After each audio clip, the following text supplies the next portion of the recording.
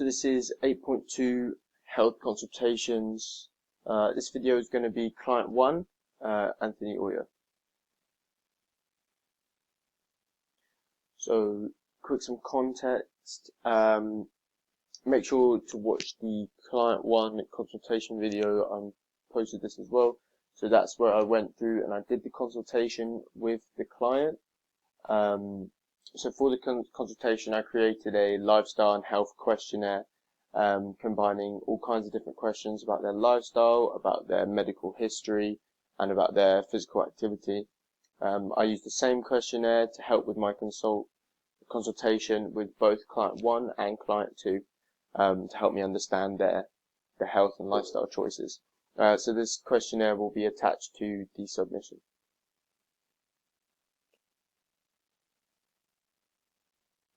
So for client 1, I carried out the following health screening tests: their heart rate test, the BMI, hip weights ratio, and their blood pressure. So carrying out these tests helped to get an understanding of where they're currently at with their health. So client 1's heart rate was 79 beats per minute. This is below the average, so it's a higher score than the average for this person at the age. So this person is 50 years old and is a male. So for this result, for all of these results, I compared all of their results to normative data tables for his age. And so 79 beats per minute was below average for his age. So then his BMI was 22.6, which was normal when compared to normative data tables. The hip waist ratio was 0.81. This was good when comparing it to normative data. And his blood pressure was 138/92 millimoles per. I can't remember. So this is a high blood pressure, and it's in the hyperextension level 1 category. So all these results, as I mentioned, were compared to normative data. So here we have just some pictures of me doing these tests with the client over a call, as I was unable to see them in person due to COVID-19. Some screenshots from this call. As you can see, the heart rate test, using the pulse, body mass index on the weight, hip waist ratio, measuring the distance around the hip, and then measuring it next to a tape measure.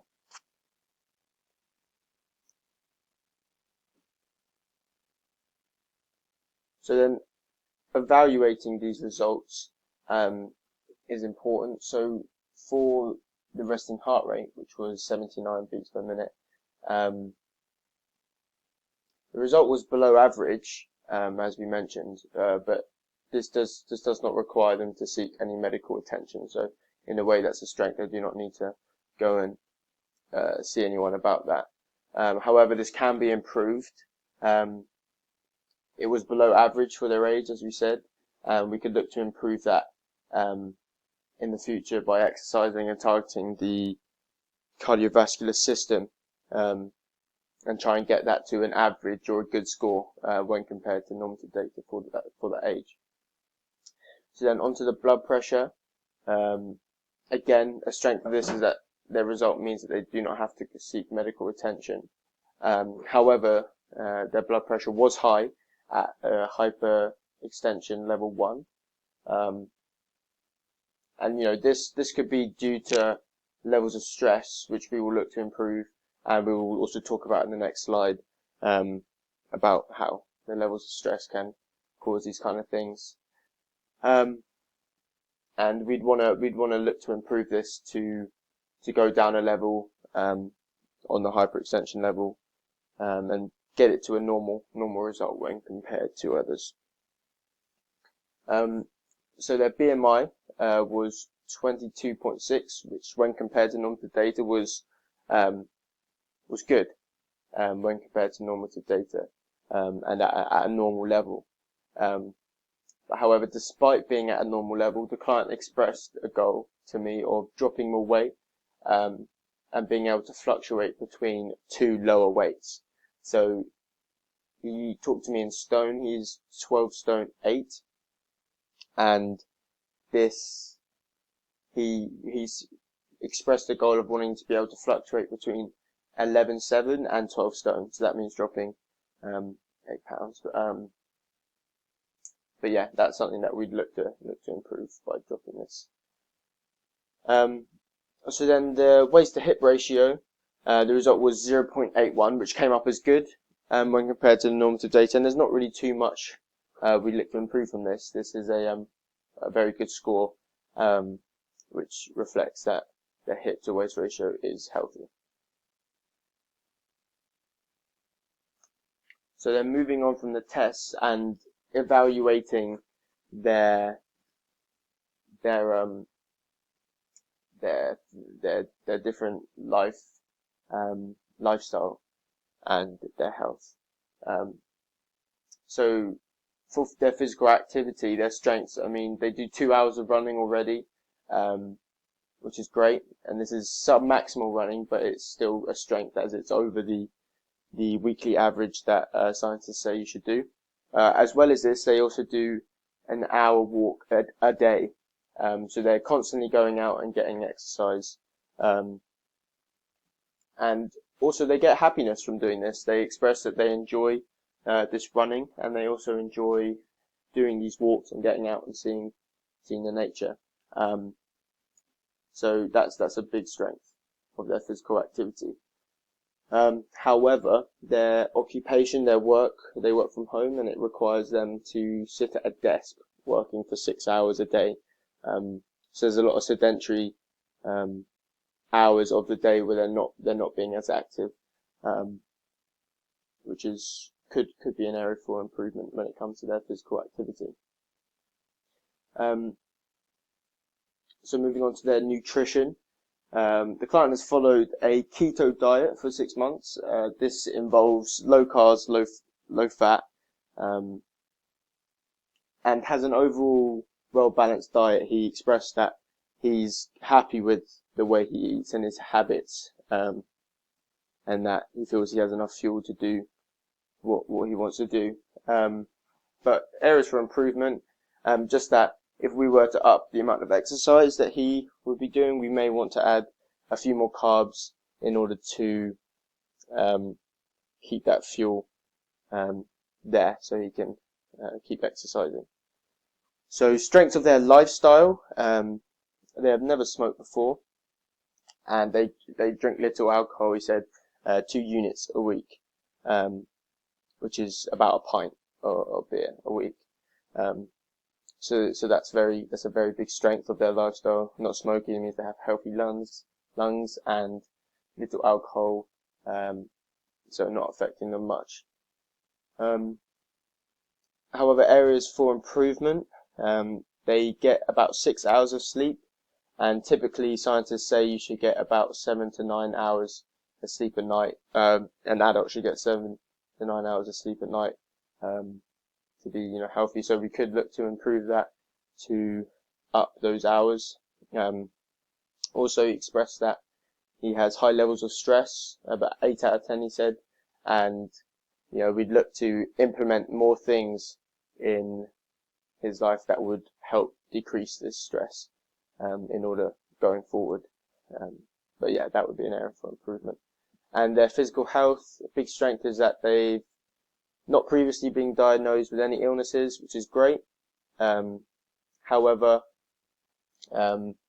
they do have a pain in their back, said, a couple times a month, and a strain in his left shoulder, kind of like a stinging pain. And he says he thinks it's to do with the stress.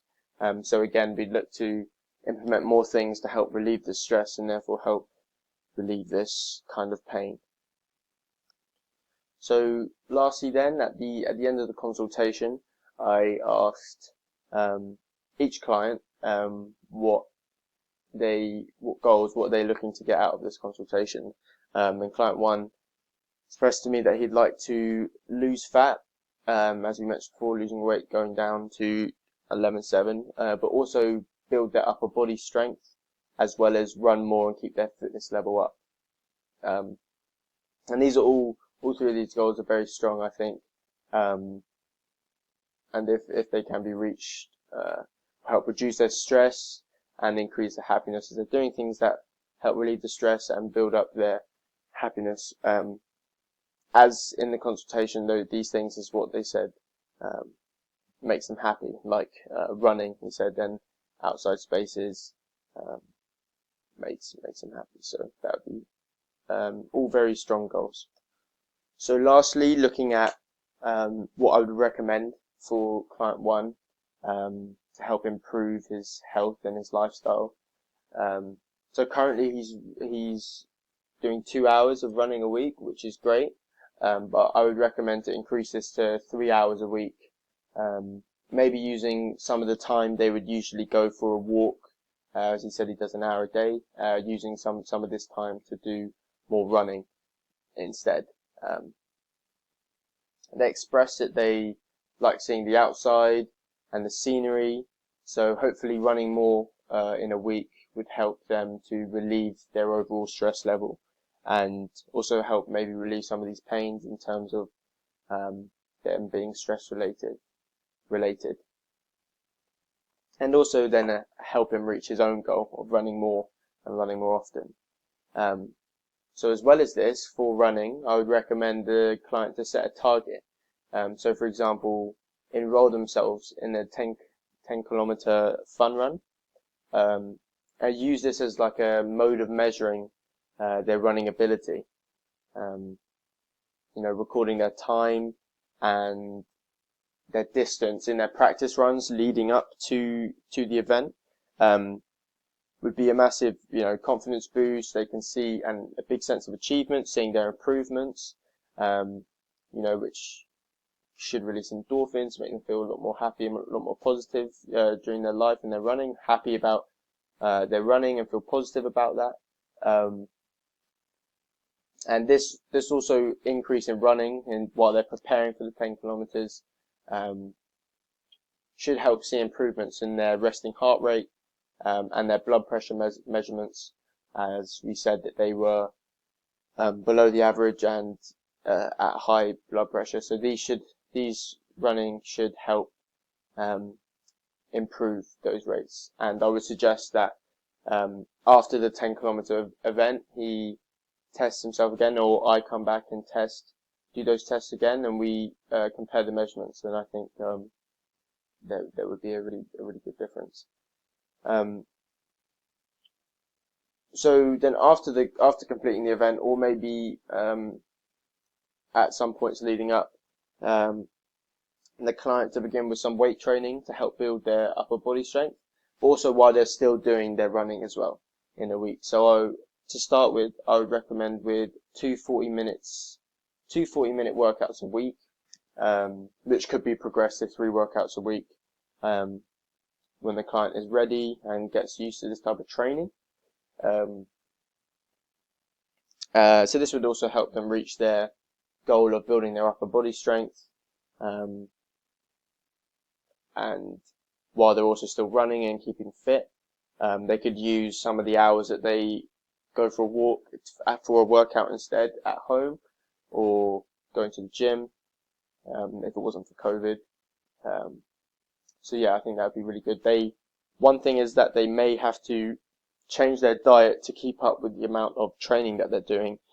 So like I said before, maybe implementing a few more carbs and a bit more protein to help build those muscles and keep them fueled while they're running. Okay, so that was client 1.